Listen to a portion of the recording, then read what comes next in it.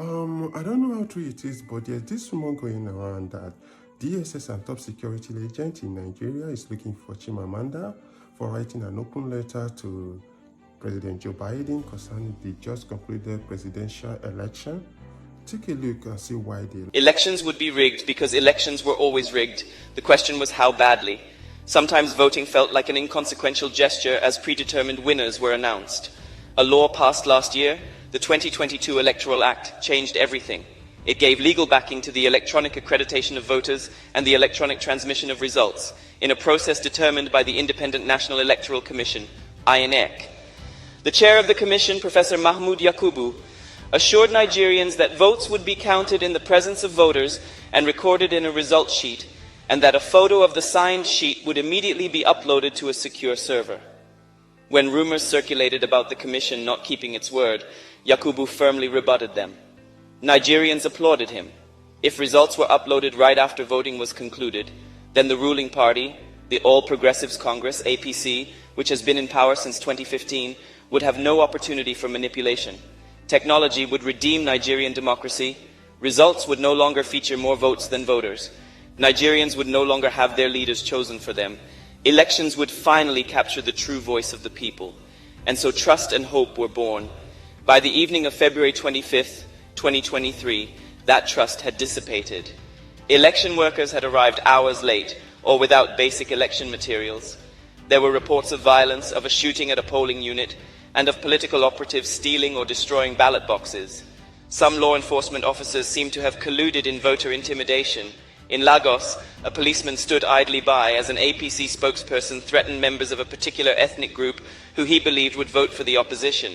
Most egregious of all, the Electoral Commission reneged on its assurance to Nigerians. The presidential results were not uploaded in real time.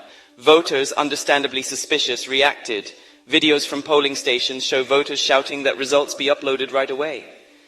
Many took cell phone photos of the result sheets. Curiously, many polling units were able to upload the results of the House and Senate elections, but not the presidential election. A relative who voted in Lagos told me, "We refused to leave the polling unit until the INEC staff uploaded the presidential result. The poor guy kept trying and kept getting an error message. There was no network problem. I had internet on my phone. My bank app was working. The Senate and House results were easily uploaded. So why couldn't the presidential results be uploaded on the same system?" Some electoral workers in polling units claimed that they could not upload results because they didn't have a password, an excuse that voters understood to be subterfuge.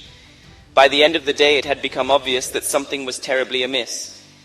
No one was surprised when, by the morning of the 26th, social media became flooded with evidence of irregularities. Result sheets were now slowly being uploaded on the INEC portal and could be viewed by the public. Voters compared their cell phone photos with the uploaded photos and saw alterations, numbers crossed out and rewritten. Some originally written in black ink had been rewritten in blue, some blunderingly whited out with Tipp-Ex. The election had been not only rigged, but done in such a shoddy, shabby manner that it insulted the intelligence of Nigerians. Nigerian democracy had long been a two-party structure, power alternating between the APC and the People's Democratic Party, until this year, when the Labour Party, led by Peter Obi, became a third force. Obi was different. He seemed honest and accessible, and his vision of anti-corruption and self-sufficiency gave rise to a movement of supporters who called themselves Obidients. Unusually large, enthusiastic crowds turned up for his rallies. The APC considered him an upstart who could not win, because his small party lacked traditional structures. It is ironic that many images of altered result sheets showed votes overwhelmingly being transferred from the Labour Party to the APC.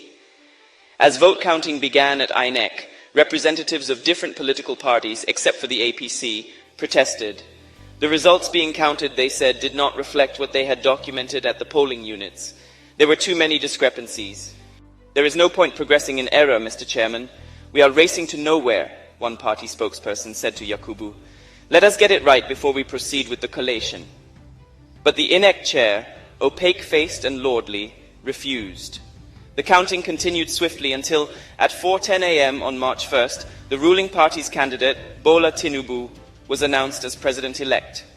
A subterranean silence reigned across the country. Few people celebrated. Many Nigerians were in shock. Why, my young cousin asked me, did INEC not do what it said it would do? It seemed truly perplexing that in the context of a closely contested election in a low-trust society, the Electoral Commission would ignore so many glaring red flags in its rush to announce a winner. It had the power to pause vote counting, to investigate irregularities, as it would do in the governorship elections 2 weeks later. Rage is brewing, especially among young people. The discontent, the despair, the tension in the air have not been this palpable in years. How surprising then to see the US State Department congratulate Tinubu on March 1st. We understand that many Nigerians and some of the parties have expressed frustration about the manner in which the process was conducted and the shortcomings of technical elements that were used for the first time in a presidential election cycle, the spokesperson said. And yet the process was described as a competitive election that represents a new period for Nigerian politics and democracy. American intelligence surely cannot be so inept. A little homework, and they would know what is manifestly obvious to me and so many others. The process was imperiled not by technical shortcomings, but by deliberate manipulation. An editorial in the Washington Post echoed the State Department in intent, if not in affect. In an oddly infantilizing tone, as though intended to mollify the simple-minded, we are told that officials have asserted that technical glitches, not sabotage, were the issue, that much good came from the Nigerian elections, which are worth celebrating because, among other things, no one has blocked highways, as happened in Brazil after Jair Bolsonaro lost his re-election bid. We are also told that it is encouraging, first, that the losing candidates are pursuing their claims through the courts, though any casual observer of Nigerian politics would know that courts are the usual recourse after any election.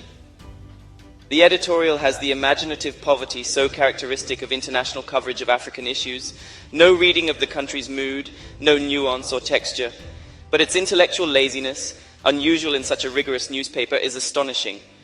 Since when does a respected paper unequivocally ascribe to benign malfunction something that may very well be malignant, just because government officials say so? There is a kind of cordial condescension in both the State Department's and the Washington Post's responses to the election, that the bar for what is acceptable has been so lowered can only be read as contempt. I hope, President Biden, that you do not personally share this cordial condescension. You have spoken of the importance of a global community for democracy and the need to stand up for justice and the rule of law. A global community for democracy cannot thrive in the face of apathy from its most powerful member. Why would the United States, which prioritizes the rule of law, endorse a president-elect who has emerged from an unlawful process? Compromised is a ubiquitous word in Nigeria's political landscape. It is used to mean bribed, but also corrupted more generally. They have been compromised, Nigerians will say, to explain so much that is wrong, from infrastructure failures to unpaid pensions. Many believe that the INEC chair has been compromised, but there is no evidence of the astronomical US dollar amounts he is rumored to have received from the president-elect. The extremely wealthy Tinubu is himself known to be an enthusiastic participant in the art of compromising. Some Nigerians call him a drug baron because in 1993, he forfeited to the United States government $460,000 of his income that a Chicago court determined to be proceeds from heroin trafficking. Tinubu has strongly denied all charges of corruption. I hope it will not surprise you, President Biden, if I argue that the American response to the Nigerian election also bears the faint taint of that word, compromised, because it is so removed from the actual situation in Nigeria as to be disingenuous. Has the United States once again decided that what matters in Africa is not democracy, but stability? Perhaps you could tell British Prime Minister Rishi Sunak, who quickly congratulated Tinubu, that an illegitimate government in a country full of frustrated young people does not portend stability.